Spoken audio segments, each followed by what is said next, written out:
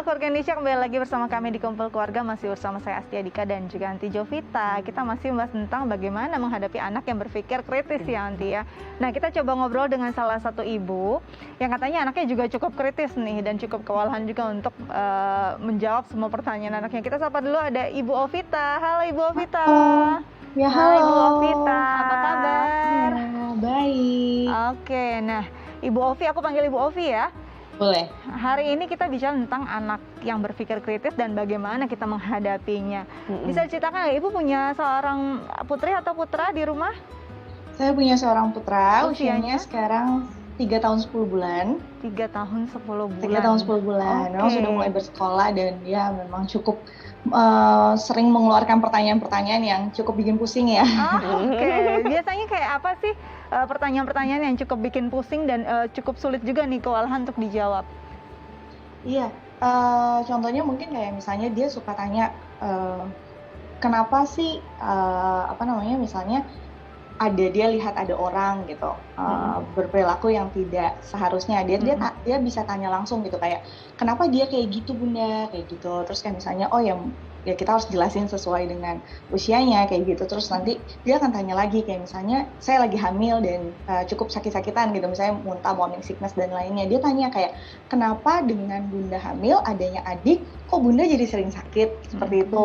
Kayak dia sering banget buat bertanya kayak gitu, "Kok adanya adik, Bunda jadi sering sakit ya?" Kayak gitu. Seperti itu sih kurang lebih. Oh, oke. Jadi dia melihat ya, tadi balik lagi ada informasi, ada kejadian, dia olah, dia sebenarnya memberikan satu respon terhadap hal tersebut, lalu ditanyakan begitu ya Aunty. Hal semacam ini termasuk gak sih anak dalam konteksnya memang cukup kritis begitu Aunty? Iya, betul. Jadi memang anaknya Bu Ovi ini bisa dibilang termasuk anak yang berpikir kritis, dan itu istimewa sekali karena di usia masih 3 tahun 10 bulan ya.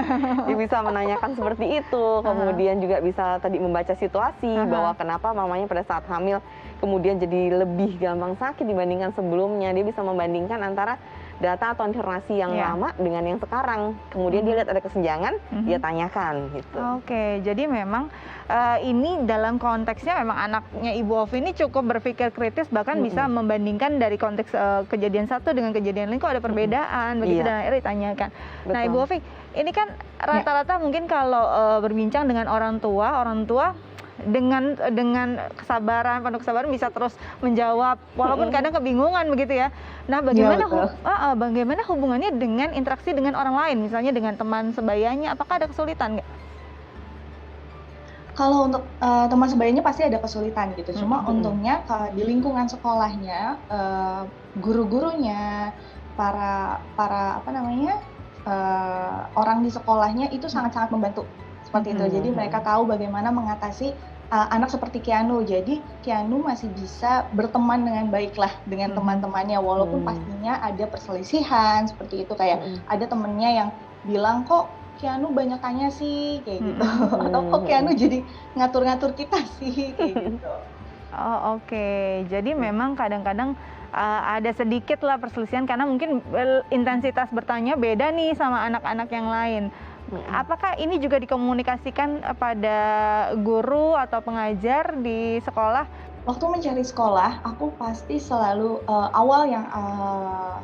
tahapan untuk aku mencari sekolah itu pasti aku ceritain dulu kondisi anak aku seperti apa, kayak gitu. Lalu tanggapan gurunya akan seperti apa nih, kayak gitu. Terus aku akan minta waktu, boleh nggak kalau misalnya gurunya langsung ngobrol nih sama anak aku kayak gitu. Jadi bisa saling kenal dulu sebelum aku memutuskan bahwa oke, sekolah ini cocok nih untuk anak aku, seperti itu.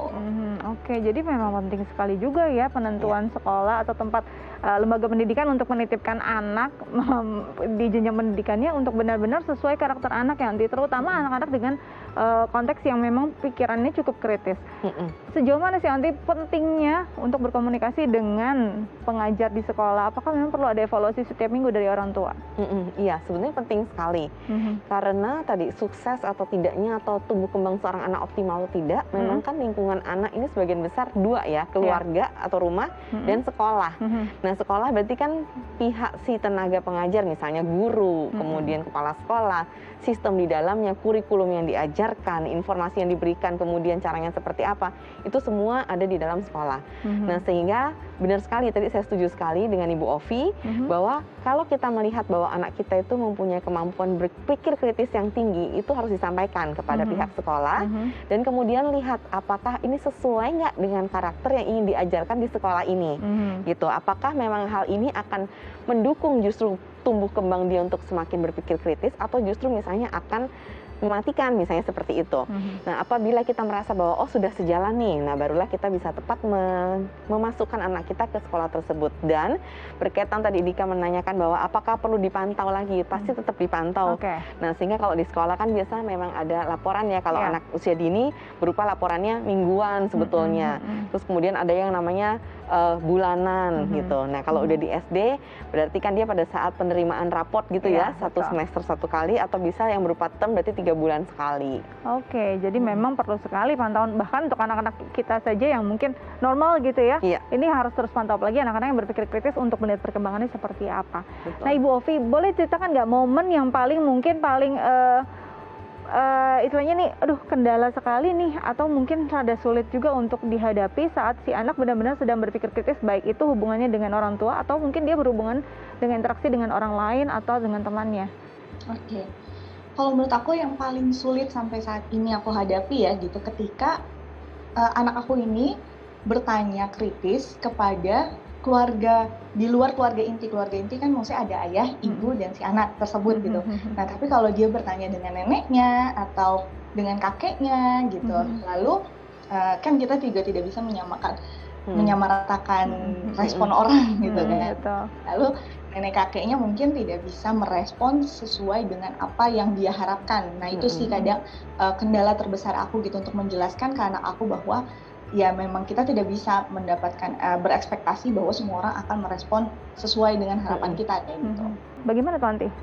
Iya, jadi memang perlu dikomunikasikan gitu ya. Kalau keluarga inti saya setuju pasti sudah memahami si anak, tapi untuk keluarga besar yang kesehariannya tidak bersama anak, hanya saat-saat tertentu aja bersama dengan anak, kemudian kan akan menjadi merasa nggak siap gitu kan ya.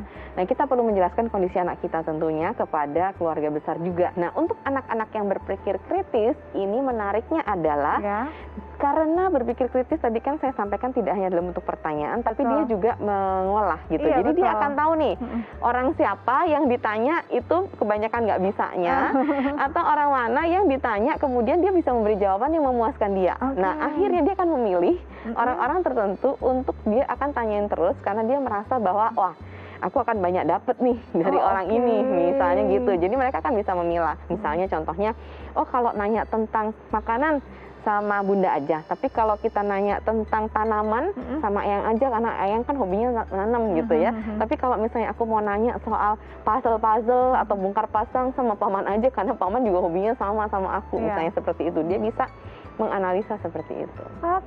Kira-kira seperti itu.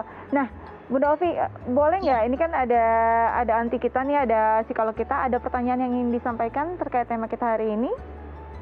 Iya, mungkin aku mau bertanya lebih kepada di lingkungan pertemanannya sih seperti apa gitu. Bagaimana aku memberi pengertian ke anak aku bahwa apa sih cara dia berpikir kritis ini, atau cara dia bertanya ini, kepada siapa dia harus menyampaikannya, terus bagaimana dia bersosialisasi atau berkomunikasi dengan teman-temannya dengan baik supaya memperkecil perselisihan di sosialnya dia sih. Itu sih yang aku pengen tanyain.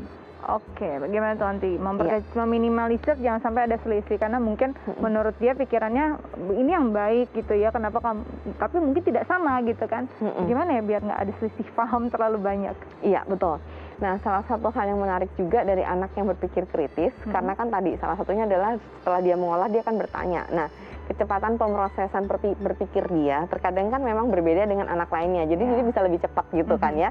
Terus kemudian dia pada saat bertanya, terkadang memang tadi ada yang langsung bisa melihat situasi dan kondisi, tapi ada juga yang nanyanya langsung aja gitu dan bahkan terkesan kok agak ini ya, maksudnya di luar konteks atau bahkan merasa bahwa kok nggak pada tempatnya seperti itu. Nah, kita perlu mengajarkan juga kecerdasan sosial kepada anak supaya dia tahu bahwa pada saat sama teman-temannya, teman-teman kamu tuh kebanyakan taunya tentang misalnya main gitu kan ya, tentang kemudian tentang tugas-tugas misalnya berkaitan dengan berhitung, membaca, menulis, misalnya sesuai dengan usia dia tentunya. Nah, kalau di luar itu, kemudian kamu ingin bertanya, kamu bisa bertanya kepada guru, karena teman-teman kamu yang seusia, jawabannya itu mereka belum tahu terkadang gitu. Jadi bisa seperti itu.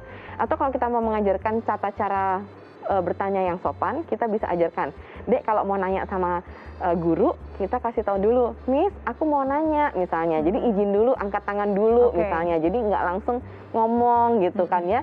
Terus tidak memotong pembicaraan orang misalnya seperti itu. Jadi izin dulu misalnya mau bertanya, baru kamu kemudian menyampaikan pertanyaan kamu. Jadi kita ajarkan tata cara bertanya, sehingga itu juga selain dia punya kemampuan berpikir kritis yang lebih, dia punya juga kecerdasan sosial tentunya. Ini yang penting, kecerdasan sosial, agar dia juga bisa lebih banyak bisa bergaul dengan orang lain, pemikirannya juga bisa disebarkan lebih baik begitu ya nanti ya.